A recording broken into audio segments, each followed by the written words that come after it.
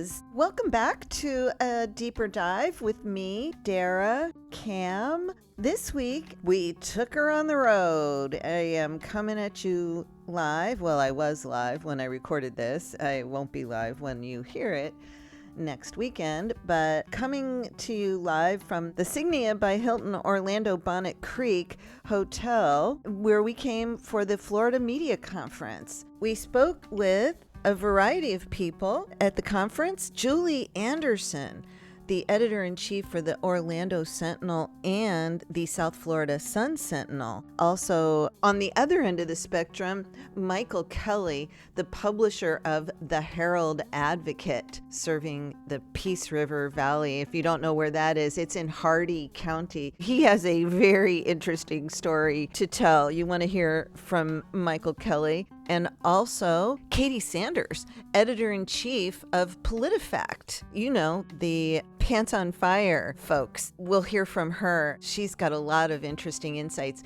into what goes into those ratings that you've heard about. So stick with us. You're going to want to hear from each of our guests coming to you from the Florida Media Conference this week.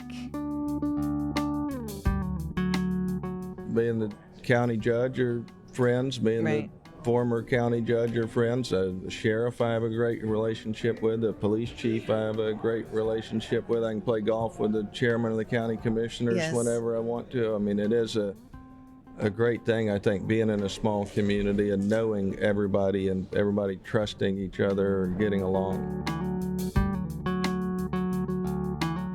You're listening to Deeper Dive with Dara Cam, a podcast by the News Service of Florida. Let's dive in.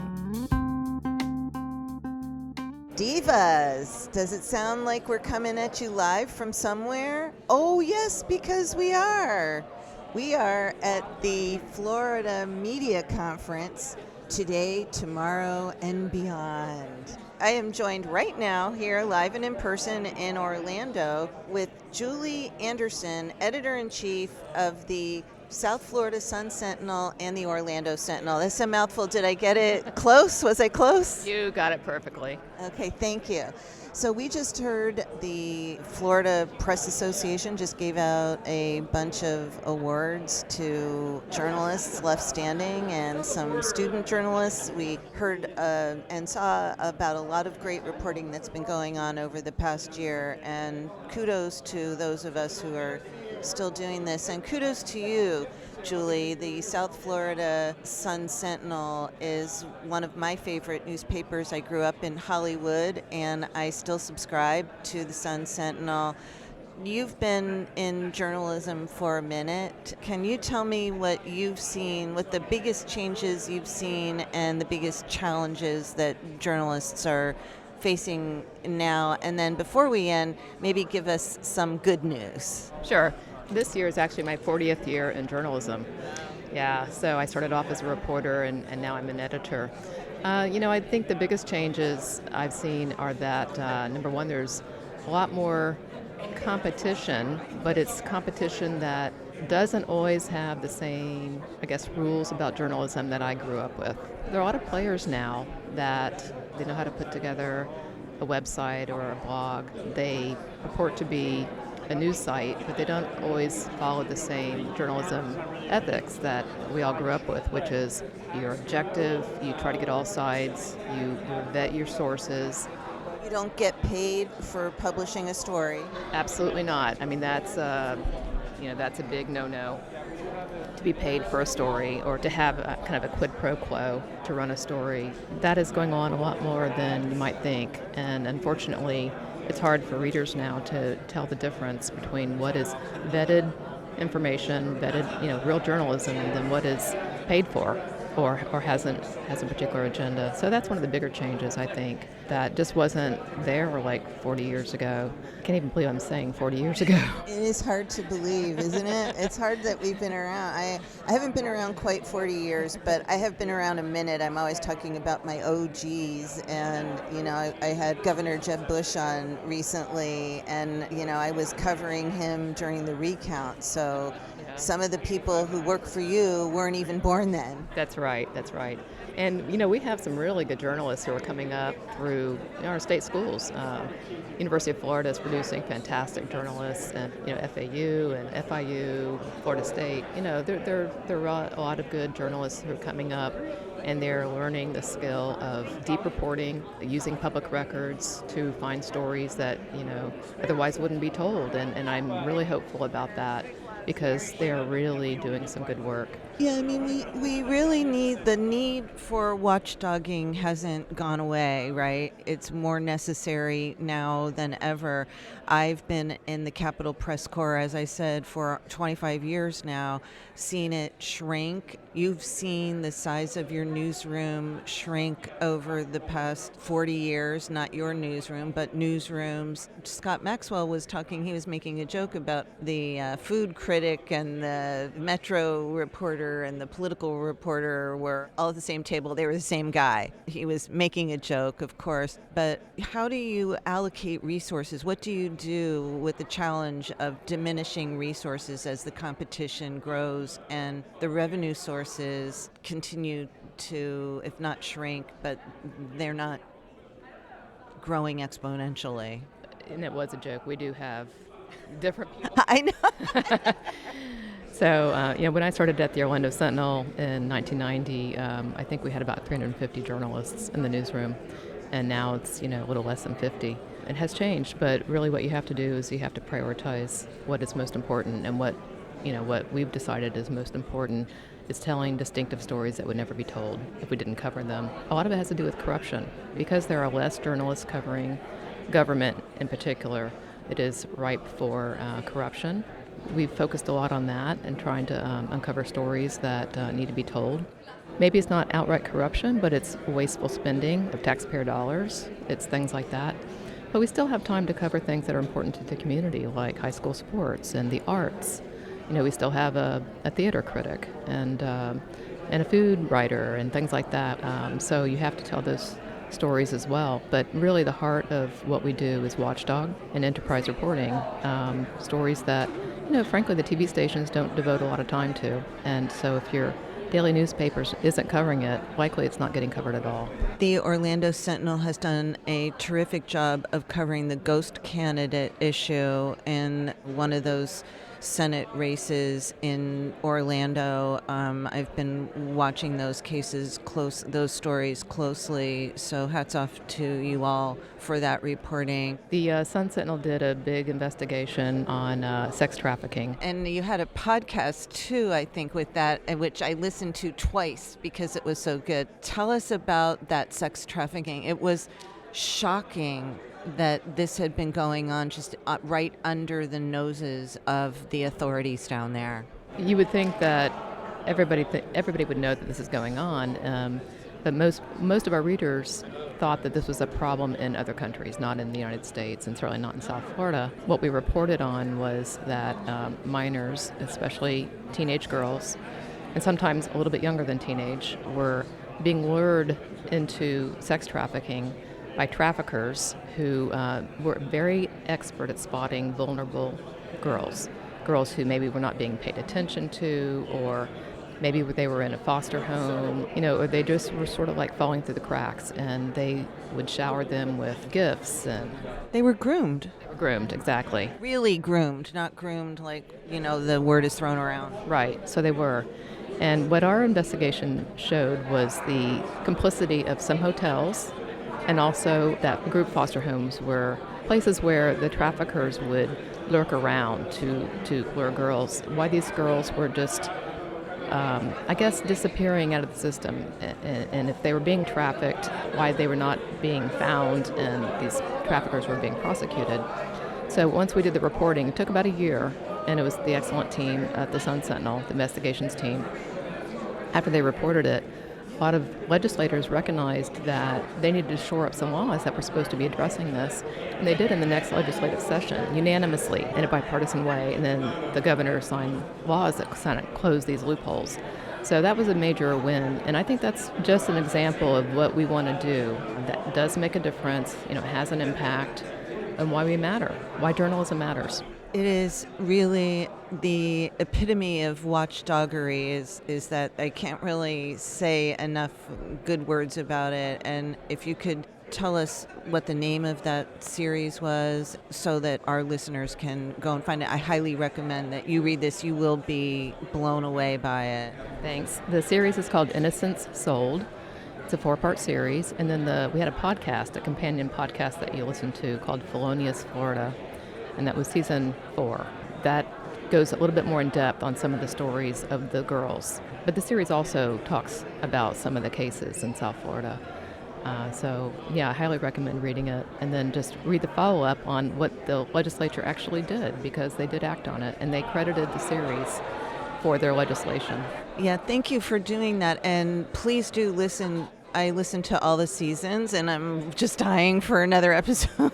So, Working on it. Okay, she said they're working on it, and I guess that kind of does answer my last question, which was, what is the good news? But if you want to elaborate on the good news and maybe what we can look for in changes in the way that people are receiving their news. We already are doing podcasts. Mine is a little more editorial. It's not, we're not doing a true crime. That was almost a true crime. That was a true crime podcast. We saw some awards for interactive journalism. That's something that we're seeing more of.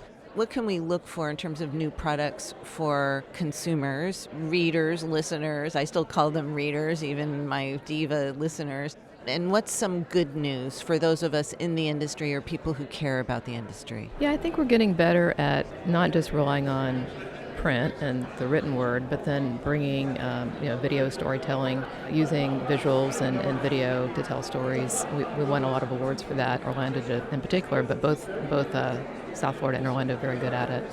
And so you can see that, and we do have another season of Felonious Florida in the works. You can get that through any of your podcast platforms. That's more true crime. But we're very opportunistic in terms of looking for stories that will break through. It might be the story that we did in Orlando that won a first place award for enterprise reporting was called Toxic Secret, and we didn't have this on a radar a year ago, but basically it was the story of a manufacturing plant in Orlando that shuttered about 20 years ago that had been alleged to have been contaminating the water, and it went down in the Florida aquifer, and people who lived around this plant were getting cancer, and their water was really contaminated with a chemical that was flying undetected. And it just came to light, I should say, the public didn't know about it. Some people did know about it, and it wasn't really paid attention to in government. And so we told that story of how it happened, the results, and now, all of a sudden, the city governments around this plant are now all testing water. They're all making sure that they've got detection systems in place to make sure that chemical is not in their water, and they're realizing they're going to have to either sue the manufacturer to build better wastewater treatment or water treatment facilities, or do it themselves. But I think you're going to see more about this story. But if we hadn't told that story, they would not know why their water was being contaminated, or even that it was contaminated. That's another thing that I tell you, it was not on our radar even a year and a half ago, and we got a tip and we followed it. I feel like I'm a public servant, and that is an example of public service. And I know there's a lot of us, and I get all kind of misty-eyed about it, but I really do feel like without us, we are a critical element of a free democracy and the foundation of our nation, and we've evolved as an industry, but that to me is the kind of public service journalism that we need, that is absolutely 100% still necessary and more necessary than ever. I'm on my soapbox to another soapboxer, but you know what I mean. What has changed in our industry is that years and years ago, we were primarily an advertising-supported business. And as advertising has gone to Google and Facebook, they have sucked up, I think it's 60% of all ad revenue in the country. We have now gone to a subscription business. And so if you subscribe to your daily newspaper, you're supporting this journalism. And that is much, much more important than it ever was. So if you like this journalism, you should subscribe to your daily newspaper because it does make the difference of whether you're going to have a paper in your market or not. Yeah, and it took journalism, it took the media, it took newspapers a minute to figure out what the internet happened around the same time that the bottom fell out of the advertising revenue during the Great Recession. So gone were all those car ads and the furniture ads and the refrigerator ads, and that was what really supported newspapers for so long. And then digital comes along, and it took the industry way too long to figure out, like, you got to pay for it.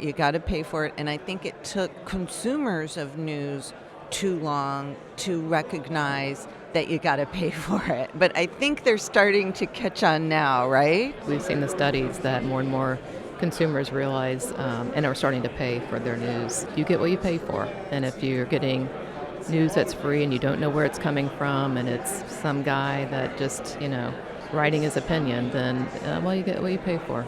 Yeah, okay, so just bear with the pop-ups and that's the biggest complaint I hear is the pop-ups, but you got to keep the lights on. So if there's anything else you'd like to add?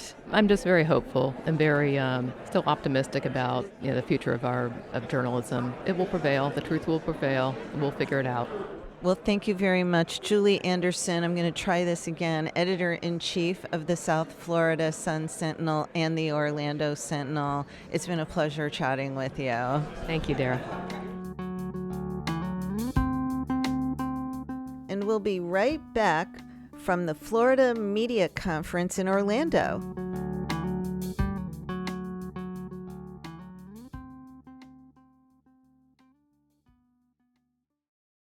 I'm John Morgan, and I'm asking you to stand with me and vote yes on Amendment 3. Amendment 3 will be on your ballot in November, and it will allow adults to possess or safely use marijuana. Our system of treating adults who consume marijuana as criminals is madness. Join me, John Morgan, and vote for the people, and vote yes on Amendment 3. Paid political advertisement paid for by Smart and Safe Florida, 1400 Village Square Boulevard, Suite 3, 321, Tallahassee, Florida, 32312.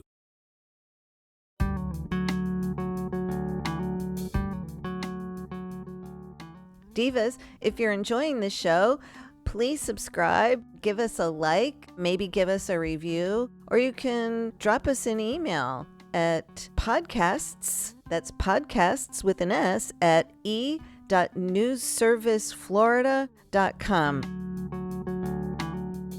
So now let's get back into it. Welcome back, Divas. We are sitting here today at the Florida Media Conference. My special guest this morning, bright and early, thank you, Michael Kelly. He is the publisher of the Herald Advocate.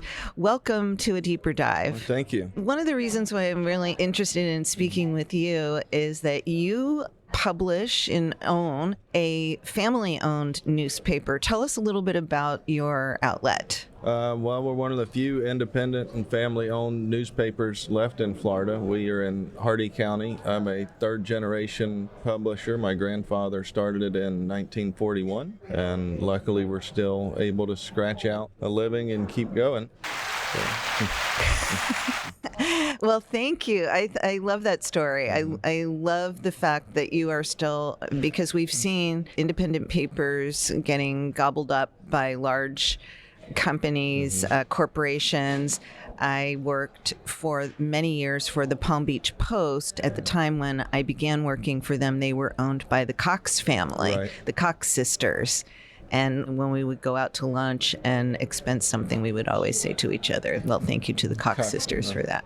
That was many, many moons ago. So tell me, are your family members still alive? Yes, my dad just turned 80 in January. Wow. He plays in his garden till lunchtime, and he comes into the office about 2 o'clock or so in the afternoon and still writes a column. He does some of our copy editing and stuff. My mom works in the office 3 days a week, and she does our bookkeeping. And you're a weekly? Yes, ma'am, a weekly. So tell me a little bit about what your family has done to adjust to the changes, digital, being gobbled up. How have you survived since 1941? Gosh, coming up not too far away from your 100th anniversary. I would say now we're down to 7 or 8 employees. We did have about double that at one time. We did print our own paper. We still have our press in our shop. We don't use it. We outsourced our printing about 10 years ago or so that was a big burden and liability when our press did have a problem before. Goss, who makes and services the presses, said they wanted $8,500 before they'd put a repairman on a plane to even come see what the problem was. So. Wow. And then if our press is down, obviously we couldn't get the paper out. So right. I think outsourcing was something that I was sad to see happen, but something I think we had to do. Yeah, we've seen many newspapers. I think the Gannett newspapers. We are live here at this conference, and so folks are doing things. They're moving a cart full of some big metal objects. That's the noise you hear in the background. Hey, at least we're not. One time I was doing a live event, and we were right near. They had me set up with this gorgeous table, and it was wonderful. I was injured, and I was in a wheelchair at the time, so I wasn't very mobile. And we were right near the bathroom, and you could hear the toilets flush every 10 seconds. At least we don't have that. Yeah, we don't have that. So you had to outsource the printing of your paper. What are you doing for online? How did that come about? For a while, we were not doing anything, and then the Florida Press Association mandated that everybody have an online presence for legal ad. So for a while, we were just doing a PDF version of our paper online that you couldn't click on any articles. You could just read it on a screen. Wow. And we just switched to a more live interactive website less than a year ago. Actually. Wow. So and we were kind of slow and behind the 8 ball, I guess, getting that going. And but you have a small community that is reliant on you, right? And we have, being a small rural community, a lot of our advertisers and customers were skeptical of online a little bit too. I think we're 5 years behind maybe the rest of a lot of Florida as far as adapting and switching to that. So it's something that we're just now in the process of really getting going. And you have to bring them along with Yes, you. ma'am. It's just a rural, probably maybe broadband issues. We actually have one of the few places through some grants. We had countywide coverage with broadband about Good 5 or 6 for years you. ago. But a lot of our restaurants are still mom and pop owned, and they didn't want to buy any ads online. They wanted it in the paper. In the paper. They want to see that paper. What's your circulation? We're a little over 3,000. 3,000. And how about online? We've got about 300 online, so about 10% of the people read it exclusively online. We So have it you are treated really as two teeny products. tiny. You can either buy the paper or you can buy the online version, and not a combo like a lot of papers do. Right, one or the other, digital or hard Correct. Yes, copy. ma'am. And people still are preferring the Hard print copy, version. yes. Mainly the out-of-county people, that the mail system's getting so slow and unreliable. They were getting the paper a week later, and we'd had some people call to cancel and say the obits that I'm reading, the people have already been buried 2 or 3 days ago. Why am I getting it a week late? So Right. they're one of the big ones that are taking advantage of the online the People most. who maybe grew up there and they want to keep up with who's, the obits. My aunt subscribes. She lives in Miami, has lived in Miami almost her whole life. She's in her 80s. She subscribes to the Miami Herald for the obits. Right. Literally. Yep. For the obits. That's what I've told And the people. crossword puzzle. And the crossword puzzle. I think if we printed the courthouse news and the crime blotter and the obits, we'd still sell half as many papers as we do now. If that's The all we crime did. blotters. The crime blotters in small towns Yeah. sometimes are the best. Do you have one that We stands one out? that got a lot of controversy because we put it on the front page, but it was a man having sex with a donkey. Oh my So we had no! we had a lot of people loved it, and then some people thought that was too much for a community newspaper to print that they have junior high kids that read stuff like that, and I just tell them, it happens, you know. What was the discussion inside the newsroom about publishing that paper, that story? I pretty much thought we should do it. Did your dad, did anybody say, what? I think there was maybe some hesitation, but my argument was if that was my daughter's friend's father, or if I knew that person, or if he was your neighbor, wouldn't you want to know what the person's doing or who he is to protect yourself? Or if you were an animal owner, maybe if you have a bunch of donkeys, maybe, okay, keep them protected from this guy out there a little bit. So. Wow. Okay. Well, I'm glad I asked that question. that was within the last year or so. Wow. Yeah. Okay. Well, that is Hardee County. Yep. One thing I wanted to ask you about is now you have the incoming Senate President, Ben Albritton, who was one of our special guests not long ago. So he's a diva too. He's a Hardee County native. He is a Hardee County native. He lives in Wauchula. Do you know him? I do. So what does the community think about having someone from Wauchula being in charge of the, one of the three most powerful people in the third largest state in the nation? I think it's absolutely great. Like a lot of rural communities, we have a lot of infrastructure needs that as a county tax base can't afford. So we've been seeing a large influx of state grants and appropriations coming in.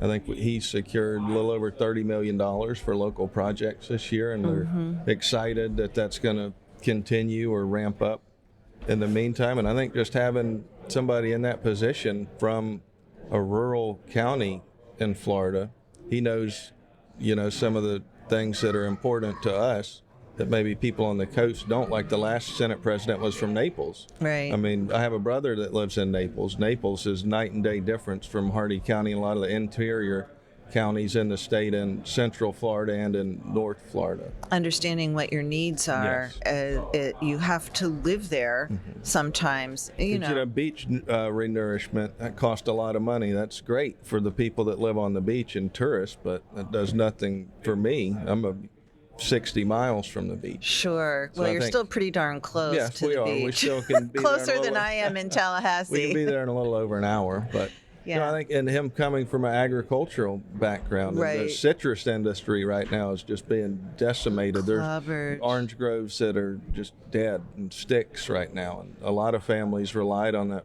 passive income for years and generations. Where you invested in an orange grove and it paid for itself and paid you some money as well, and I think they've all lost money for the last 2 years, and that's an industry that's on the brink of disappearing in our state. Well, they had, weather, but the citrus greening, and I did speak with him about that issue. In fact, and development. I mean, as we were driving down from Tallahassee 2 days ago, I remember as a child, I mean, I'm old, but I remember as a child driving the same routes, and there was nothing but citrus groves, and I don't think I saw a single citrus tree on the way down here. The citrus had a big ripple effect with the people that harvested it, the people that hauled it, and the people that sold tires to the semis. And we do commercial printing. We would sell called trip tickets when a load of oranges leave the grove. It was 4-part NCR paper where the grower gets a copy, the truck driver gets a copy, the processing plant gets a copy, and we don't really do that anymore. So it's indirectly affected our commercial printing business just from the lack of the citrus industry. I never thought of that, like that as an associated industry with citrus. That's so fascinating. I think Ben's a very good, moral, honest person. I think he'll do what he thinks is best for the state, and I think Hardee County and the rural communities will be able to get some attention that maybe they haven't under past Senate leadership. That'll be interesting to see. I'll have to have you back next year and see. We come back at the conference next year. I'll get we'll give you. You'll have it. Well, you won't be able to really give him a rating for another year after that. Right. So in 2 years. Right. But back to running the Herald Advocate. What do you see as your biggest challenges and biggest strengths going into the future as we've seen so many changes in the industry? I think our biggest strength is just our brand. I mean, we've been around so long. I think people trust us immensely versus a lot of other news organizations. We're small enough that we're kind of the only news organization in Hardee County or that ever gives it regular coverage. And I'd say our biggest challenge is what every other newspaper's facing, and just the younger audience. They'd rather get their what they consider news off of social media, when most of that, I would say, is half truth at best, and people seem to Made take up. It's made up stuff. Whatever somebody posts, they take that as the truth, and that's not questioned or verified. And that section 240 or 241 law, where they're exempt from any sort of repercussions for what is posted, and we're held to such a different standard. Right, than the social media giants. And I am fascinated by the kinds of relationships that small town journalists working for those papers have with the members of their community. Absolutely. Because for me, I'm not giving away any secrets, or I'm not disparaging anyone by saying that the Governor DeSantis, where I work in Tallahassee and cover state government, we have a very sort of contentious relationship with the governor, and he really doesn't respect the work that many of us do. It makes it very difficult. People don't trust the media. You see all the data about that. So not. No, giving... I have being the county judge or friends, being Right. the former county judge or friends. The sheriff I have a great relationship with. The police chief I have a great relationship with. I can play golf with the chairman of the county commissioners Yes. whenever I want to. I mean, it is a great thing, I think, being in a small community and knowing everybody and everybody trusting each other or getting along. But does that make it hard when, and maybe this never happens in Hardee County because everybody's, No, it does. but does it make it hard when someone who's in a position of power does something wrong and you have to write about it? Not for me. I mean, I think they understand that I have a job to do, and just like the sheriff, if I do something wrong, he's going to come arrest me. He's not going to say, "Oh no, Michael's my friend, I'm going Right. to let him get away with it." No. Right. So I think everybody, you can still get along and like each other, but still respect that you have a job to do and understand that I'm going to do it just like I'd expect them to carry out whatever job that they have. Still a watchdog Yes. kind of a role that even it doesn't matter how close you are. That's the same. Sometimes I have these conversations with myself because living in Tallahassee and being in the process, I have relationships with people who are lobbyists or elected, and so you still have to put those feelings aside when you're covering people. The last thing I wanted to ask you, and thank you for joining You're me. welcome. A lot of talk here today about how to attract younger viewers or readers or listeners for the broadcast side. A lot of rural areas, the kids just go to school and they don't come back. They move away. Well, I'm one of my parents. We started a combined family, and then we ended up with a total of 8. Okay. I'm the only one that lives in Hardee County. I have a brother in Naples. I've got a brother in St. Pete. I've got a sister in Tallahassee.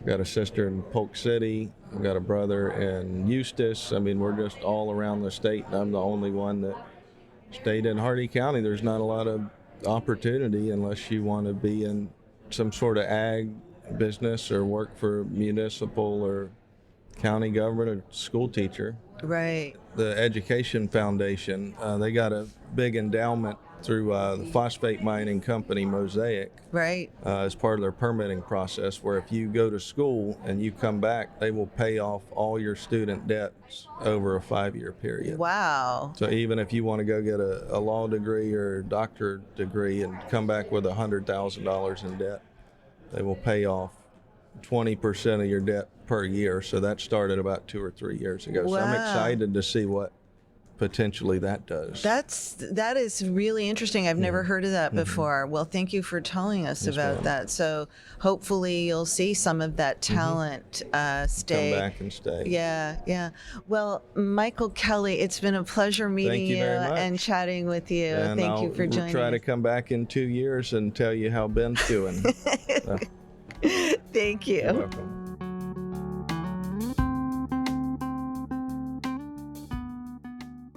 Welcome back to Deeper Dive. And my special guest is somebody who comes back in the Wayback Machine with me from her days in Tallahassee.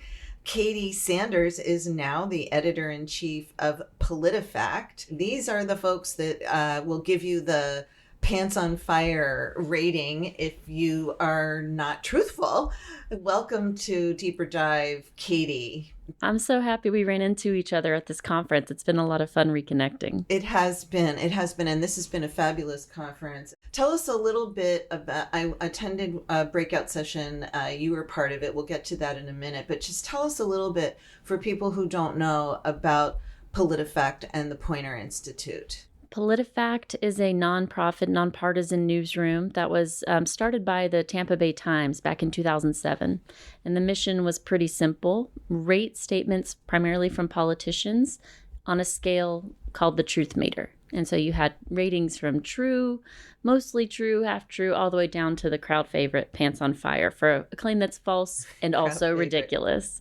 Definitely the crowd favorite. Not the most popular rating, but definitely the crowd favorite. Not if you are the liar, pants on fire person. Oh, right. But I meant like not the most frequent rating. Oh, okay. But sure, yeah. Very popular with the crowd for sure. Right. And so you were telling me yesterday that you have expanded. It used to be mostly or just candidates and elected officials and their statements. What are you doing now? Yeah, we've really evolved. We still do that. That's still our bread and butter, and we're in the thick of a presidential election now. But as the project changed, won the Pulitzer Prize in 2009, it went over to the Poynter Institute. Oh, wait, you won the Pulitzer Prize in 2009. I was not personally there yet. Oh, I had a few more years to join, but I love the applause, and I will accept it on behalf of the team. Thank you. You're welcome. Love that. So we have changed, and I think one of the major ways is that we cover just as much, if not more, claims from social media spaces about U.S. politics and politicians than we do of politicians themselves. So we're doing a lot more fact-checking of online hoaxes, conspiracy theories, and just paying really close attention to the viral claims that are shared, sometimes from anonymous accounts, sometimes from influencers, that really influence how people think. So this started in 2016 when everyone was like, oh no, there's a lot of, quote, fake news. Oh yeah. People were easily falling for alternative facts, sketchy headlines from blogs that got started the day before with crazy claims. That's really evolved into pictures and videos and, text posts that are asserting things about our politicians and political process that aren't accurate. So we have half of our team really dedicated to monitoring social media for misinformation. And now, can you give us an example of something that PolitiFact has done recently, either fact-checking, a meme or something that's circulating on social media, or a statement that a candidate or elected official has said that's drawn a lot of attention? Just so many in the last week or 2 weeks alone. Mm-hmm. So I think to demonstrate that we are still committed to fact-checking the politicians, we have a new presidential candidate, Kamala Harris, has entered the race. So all of a sudden you're seeing, we're paying a lot more attention to what she's saying on the campaign trail, what her social media accounts are claiming about her record and her opponent. Mm-hmm.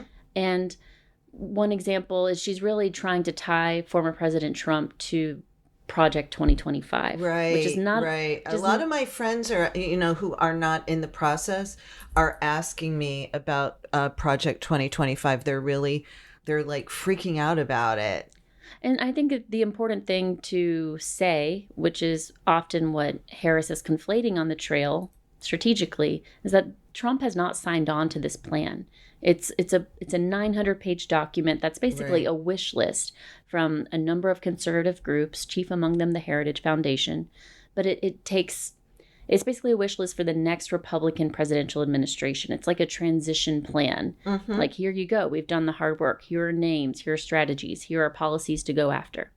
Trump has distanced himself from this project, but you still have claims from Harris and others that are kind of tying him to it and misrepresenting what the plan would do. So as an example, there's been a claim that this would end Social Security and end disability benefits. And those sound so extreme, but it's not in the plan. Okay. But it works on the campaign trail, so they Sure. hope, right? So there's a lot of spin going on about Project 2025.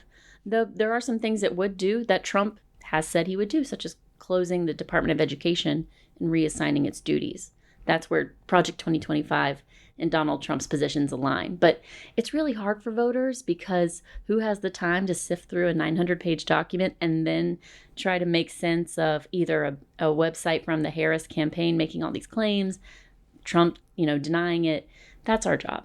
That's where we come in to kind of be the referee and explain, like, what's real.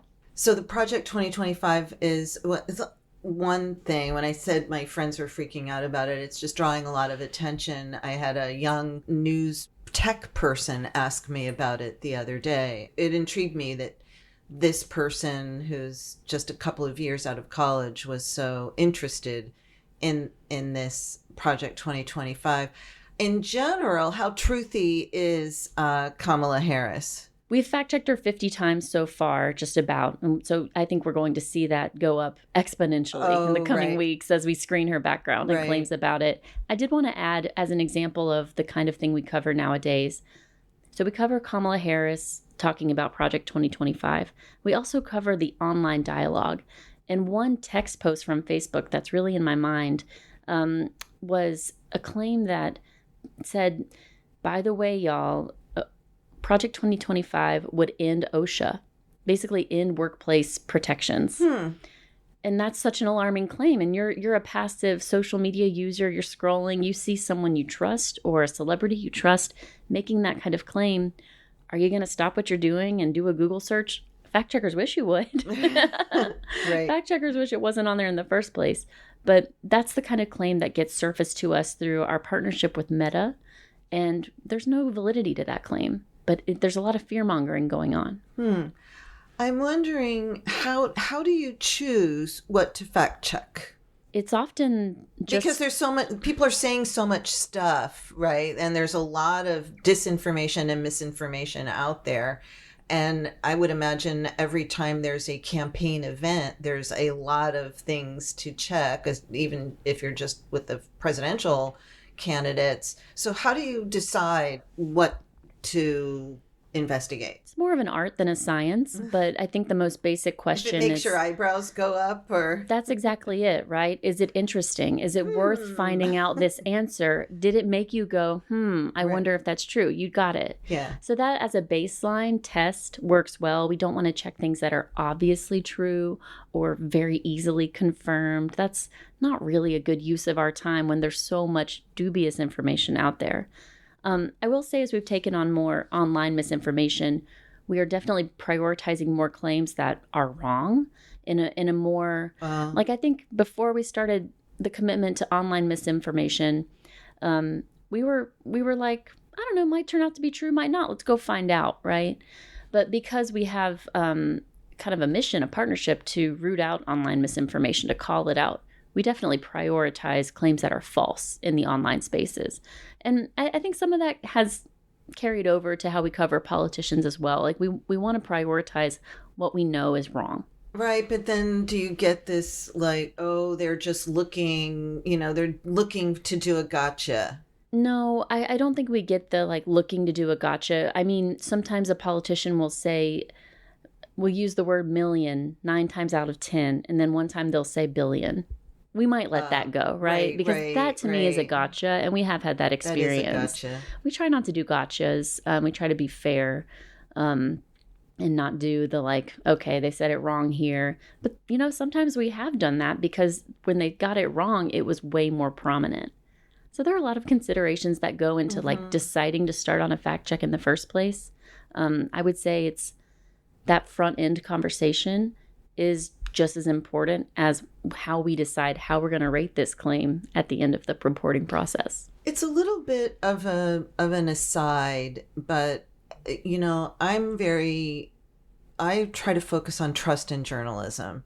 And, I've signed up for all these different things and they give you tips on trust in journalism. I mean, your focus is almost on the other side, like trust in politics and trust in public officials and trust in what you see on the internet. But they kind of go hand in hand, right? Totally. And we're seeing this decline in trust in journalism. What are your thoughts on the role that PolitiFact plays in either enhancing, or do they not? I mean, but is there a relationship there? We pay attention to audience trust and using language that fosters audience trust and looking at science that shows us language that turns off audiences. We pay really close attention to those kind of studies.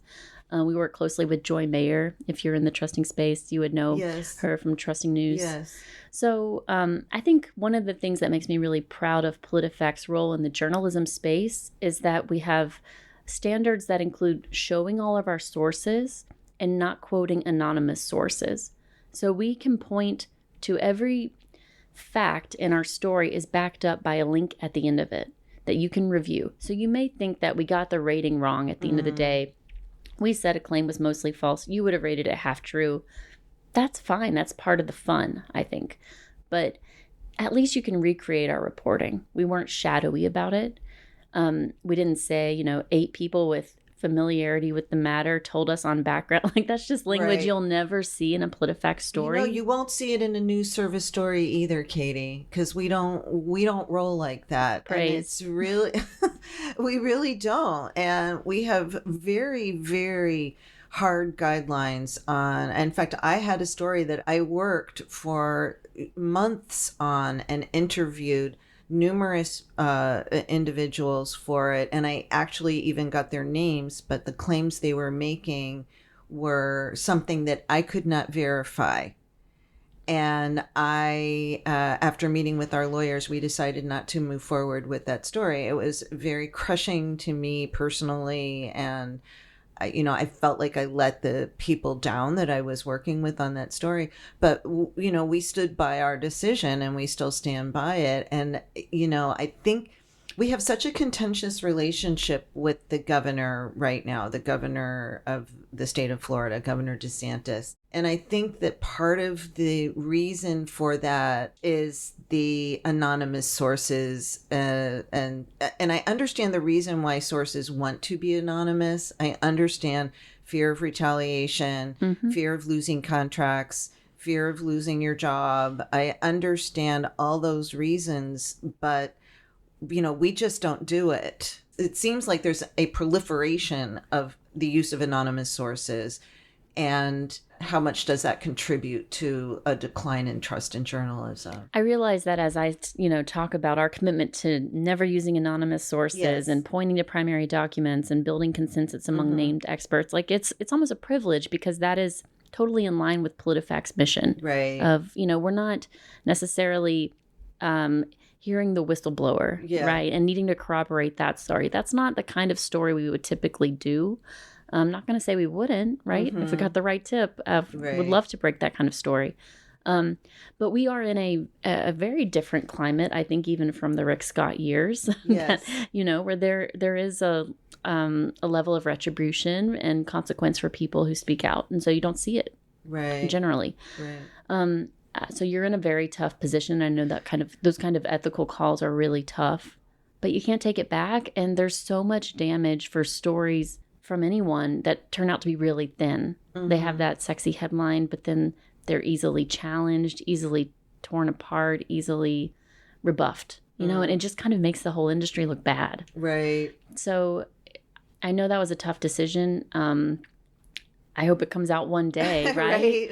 It'll come out. It'll But, come out. Yeah, the I wasn't it's not trying worth to the make it about cost. me. I was just trying to illustrate the point that, I really appreciate that what you guys do. You're making sure that people know that you're not just making this up. You're not making a value judgment about whatever it is that you're rating. I love unpacking the process for people because people don't understand how the news is made. Yeah. And so we try to talk about, we almost like hold people's hands through our reporting. If you read the stories, it's like, they told us to go here. We did. It doesn't support it. We talked to more experts over here. Right. They said this is an exaggeration. You do go on a journey when you read the PolitiFact analysis. I do enjoy that, and it's much different than it was when it first started out. It was much shorter. The breakdowns were much shorter than what they are now. They were much shorter, and they won the Pulitzer for that work and that spirit. Yeah. So wasn't a flawed system, No. but we have become a lot more formulaic, and I think that the checks all around just feel like more weighted and consistent. Do people ask you? Do they reach out to you and they say, "Hey, can you check this or can you check that?" Do you also get things that way? I would say 10 to 20% of the time, we love answering a reader's question. Mm-hmm. It fosters a great relationship. And we love getting to say on social media or a newsletter, hey, a reader asked us on an Instagram live or in response to the newsletter. We love showing like we answered that question. It encourages more participation and readers feel seen and heard. So I try to respond offline to as many reasonable emails as I can. Yeah. Sometimes unreasonable ones when I have time. But we love ideas because that signals to us that it's worth doing. It's not just our own news judgment here. Like this is actually on, anecdotally people's minds. Well, thank you for joining us. Again, we're with Katie Sanders, the editor-in-chief of PolitiFact. And one of the reasons why I asked you to do this was because you were co-hosting a panel on artificial intelligence and ethics in journalism the other day that I sat in on, and it was really fascinating to me. And I wondered before we wrap up if you could just talk about the impact of AI on your job and on fact checkers and truthiness in news. Multifold, if that makes sense. PolitiFact is owned by Pointer, which trains journalists on best practices. It's a nonprofit. We're based in St. Petersburg, but we train journalists around the world. Mm-hmm. And we wanted to train people at the media conference on how AI is being used by journalists to do better journalism and what are the ethical considerations around that. But what you're asking about is also what consumes my day job at PolitiFact, which is how is AI affecting this election, generative AI. And I think a year ago, people were freaking out that, the misinformation, the false information is bad enough. AI is going to supercharge it. And so I can tell you, it's late July, we haven't seen that bear out. Not in a way that's supercharged. We're not seeing the kinds of ads that we thought we were going to see with, or deep fake videos of Trump or Biden or now Kamala Harris saying things they never said. It's Right. not, videos are not very convincing. They're kind of easily disproven. But I will say that there are a couple forms of generative AI content that are hard to disprove. And one of them is audio. So somebody taking just everyone know that what we're doing now, where you're doing live in person, there is no generative AI involved. I think they can tell some of my reaching for some words. It sounds my not constant machine. stumbling and fumbling. Yes, no, Exactly. you sound great. Well, actually, that's one of the few things that can help people tell a manipulated audio clip from a real one is things like breath. And, kind of stumbling around to find your words sometimes. That's what makes conversation sound natural. And one of the few saving graces with trying to figure out whether something is a snippet that's been manipulated into a sentence from someone's voice and not is just learning to listen out for those kind of natural cues. But I got to tell you, it's concerning to me because the technology to produce manipulated audio is really outpacing the It's solutions. rapidly advanced. And so, like, this is a cool tip I'm giving you now. Next Okay. year, it might not be a concern because a machine may have figured out, like, ooh, every 3 seconds, take a breath, or however often we're supposed to Right. take breaths.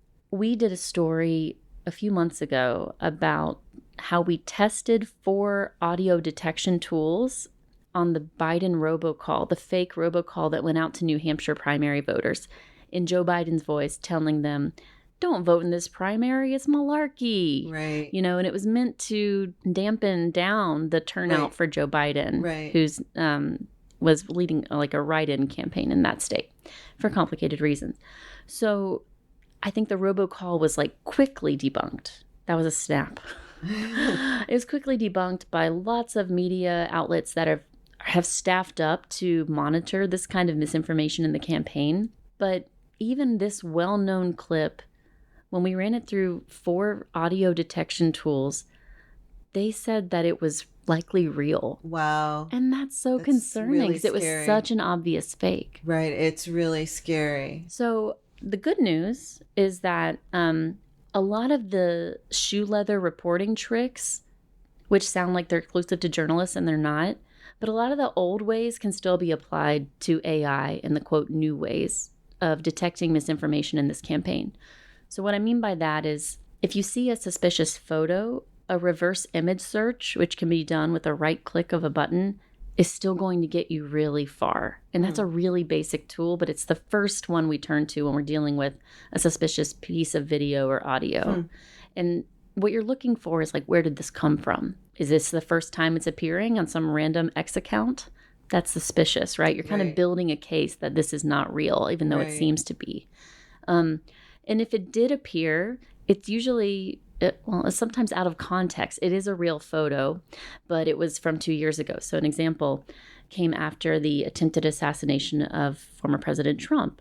There were a lot of posts going around that said, Trump is doing fine, which thankfully he was, right? But they were using a photo of him golfing to say he's out here golfing the very next day. You know, like this is being overblown, and you know, there's a lot of problems with that, obviously. Right. But I can't tell you whether or not Trump was on the golf course, but I can tell you that photo that was used to make that claim was 2 years old. Okay. And so it's just as easy as that. Things being shared out of context to generate outrage, you know, among people who are inclined to believe it. So healthy skepticism maybe is part of the cure. Some people like to say, like, don't believe anything you see on the internet. And I think that's not how I roll. I like to look into it first. So I think putting in some breaks is how I like to see approaching information on the internet. And I'm on a lot of social platforms in my spare time. TikTok, X, Meta, which doesn't really prioritize a lot of political content anymore. And sometimes I have to catch myself before I, you know, share an idea Right. for fact checking. I have to I have to check that it was an actual legitimate claim from the speaker, so I don't look silly proposing it as a fact check idea to I my see. team, right? So everybody on our team, we have about 25 people now, Wow. and we're we've really grown, which is awesome. That is awesome. Because the list of things to do is very long at the moment. But we're all accustomed to stopping, doing some initial research. You know, what happens when I Google the keywords in this? What comes up? What happens when I do the reverse image search? I mean, those are really the basic steps anyone can do. And that's really our first steps every time. And it gives us right away, we may not have the whole answer, but we have either reason to suspect it's misleading or false, or, you know, a good signs that like this needs a deeper dive because it's not immediately apparent. Well, that's some good tips for our listeners on how to try to make sure that what they're consuming is truthful and real. And do you have any other tips for us before we say goodbye? I just want people to feel empowered. Like, it's really easy to feel overwhelmed by all the messaging you're getting officially from the campaigns, unofficially from social media friends. And it's just a mess. And I will not deny that.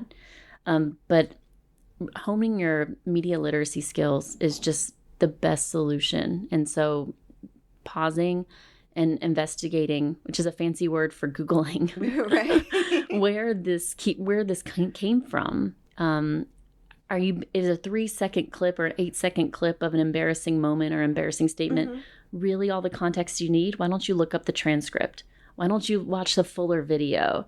Those are some common tricks that have nothing to do with AI, but are just common campaign tricks. That's right. They take it out of context. They take it out of context, and there's nothing new about that with this campaign. No, stay engaged and don't panic. Stay engaged. Don't get overwhelmed. Some of the easy tips that Katie just gave us. It's been a pleasure chatting with you. Thank you so much for taking time out of your busy schedule to join Deeper Dive.